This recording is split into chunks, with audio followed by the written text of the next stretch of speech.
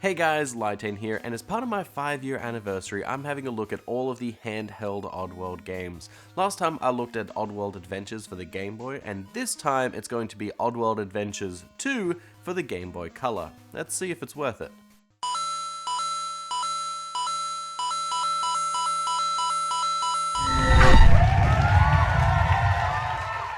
Oddworld Adventures 2 was released on the Game Boy Color in 1999, once again a year after the game that it was based on, Abe's Exoddus. This is another demake of the PS1 game, but it being on the Game Boy Color, it has slightly more power than the OG Game Boy, so let's see how it goes. To start, look at this. The graphics here for a Game Boy Color game are outstanding. Look, there's Abe! The menu is already a huge step up over the first, and I went to GameSpeak to see how they changed it, and we see the iconic phrases like hello and follow me. You can actually talk in this game. Then you find out that there is a Slig and a Glukkon that you can use. I'm already blown away by this, and we haven't even started the games. I'm still in the menu. It's just already so much better. Starting the game, we get a brief story from Exoddus, actually starting from the beginning this time. With the Glukkons mining bones for their drink, we have to go and do something about it. The sprites here are nice, and the scrolling text makes it feel like a proper cutscene. But let's go into the game itself. This is the very first screen, and look at how much is going on here.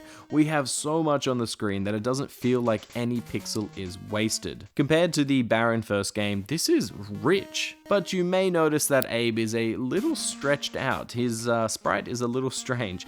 I don't mind it, but it is a little ugly. Where once he jumped as high as Michael Jordan, now he's as tall as him. The controls here have been tweaked for the better. A is still your general use button, but holding it and pressing the D-pad will be your game speak. The B button always hops this time, which makes platforming so much easier. Up now jumps just like in the games. Holding select will chant, and pressing it enters sneak mode. This is the only troublesome control here. A few of the times I would press it to sneak, maybe holding it a fraction too long, and it would start chanting, waking everyone up, usually killing me. It's annoying, but it doesn't happen all that often. You'll also notice from the second screen that you can talk to other Mudokons and get them to follow you and even work, which are part of the puzzles. Then leading them near to a bird portal, you can chant and send them home. Honestly, I was very impressed by this first tutorial level. It shows the new mechanics well, it looks a lot nicer, and the music sounds very oddworldly. There are even secrets here. Yeah, secrets. Some Mudokons will be hidden away in some quite obvious and some not so obvious locations. There are 31 in total, which are all optional. The best part is that when you pause the game, you are shown a tally for all of this. How many are still left in the game, how many are in the level you are on, how many you have saved, and how many you have killed. This is by far my favorite addition to the Oddworld franchise. They were present in the other games, but are few and far between. This is here every level, every time you press pause. Every time a new level began, I would pause the game just to see how many Mudokons were in that level, and if there were none, I would just continue on my merry way. It doesn't give you any hints on where they are or how to save them, just that they do exist in the level, and I really appreciate that. As for the gameplay, it is very similar to the first game. Each room has puzzles of sorts to overcome, and you need to get all of this done right in order to proceed. If you die, you have to do the whole level again, which isn't bad when you first start the game, but towards the end, oh boy, it's kinda crap. As many of the levels here are taken from Exoddus, they can be long and challenging, which is fine, except they removed the quick save function.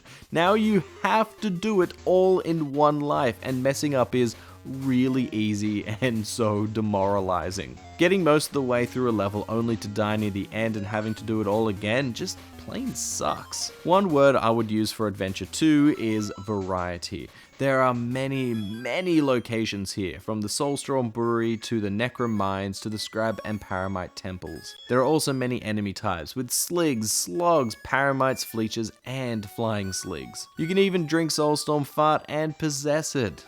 Brilliant. I was having fun with the game until I got close to the final levels. The grind here to be perfect is real. Like, look at the very last level. In order to blow up the brewery, you need to pull 4 switches. Fine, except you have to do it all in one go, and well, they are all pretty hard. This one has you dodging very quick saw blades, the first time being such a tight window to get through, and if you do that and drop down to the next screen, you die. The very first time I did that, I died because you have no idea that the mine is there and it will kill you. You have to hold down when you drop or you won't survive. It's pretty annoying. It's a cheap death. Then, after that, you have to roll to the edge here and you have to time your jump perfectly. Jumping over this hole and then holding down duck before the mine hits you. The window for success here is so narrow, it's ridiculous. And that's just one of the 4 levers. Albeit it is the hardest one, but still, I would do that one first and then accidentally fail a jump in one of the later ones, like when I'm being chased by the slogs and it would just reset the entire process. On one try, I made a silly mistake on the last switch trying to lure this guy into a trap. That one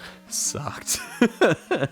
But finishing this level does get you the ending. You escape the explosion, somehow I guess, and are greeted by all of the people you saved along the way. I finished it with 100% completion, which is that line of text. I have no idea what it says if you don't save anyone, so that's what I got. Also, I did not need any guides or information from the internet. I found them all just using that pause guide, knowing that there were still secrets to find in the level. In my opinion, Oddworld Adventures 2 is worth it, with its fun and varied gameplay. The graphics are pretty good, the fact that you can speak with and save Mudokons is great, the controls are much tighter and better, aside from that awkward sneak button, and the music is very Oddworld. I had a lot of fun playing this one, and while the difficulty is pretty crazy at times, it can be overcome. I was pleasantly surprised here, and if you are a fan of Game Boy Color games or the Oddworld series, then you should spend the 2 hours to complete this game. It'll be pretty fun for you. So guys, tell me what you thought about Oddworld Adventures 2. Did you like it? Did you hate it? Did you even know this game existed? Because I still feel like a lot of people don't. And if you played the first one, what did you think of the second one? I played these back to back and I was just blown away by the quality of this second game. It's so good. But let me know what you thought in the comments down below. And don't forget to like and subscribe, and I'll see you guys next time. Bye! Fun fact, the Game Boy Advance was the first handheld Nintendo console I ever had, not the Game Boy Color. I got this many years later from my wife. She's awesome, thank you so much. And of course she had to get the Pokemon version of the Color, because it's the best.